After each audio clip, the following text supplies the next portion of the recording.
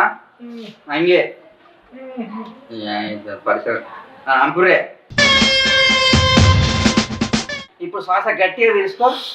ఇంకా గట్టిగా పీలుసుకో ఇప్పుడు కిందిగా గిడిచిపెట్టు అన్న నీ దండం పడతా ఎంటికలు కాదు మూడికలు ఇడువు అయ్యో అన్న దండం పెడతా అన్న ఆపే అన్న నీకు దండం పెడతానే 6 నెలలు అయితే సంవత్సరం అవుతుందా 6 నెలలు సంవత్సరం కాదే 5-6 సంవత్సరాలు అయినట్టుంది గబ్బు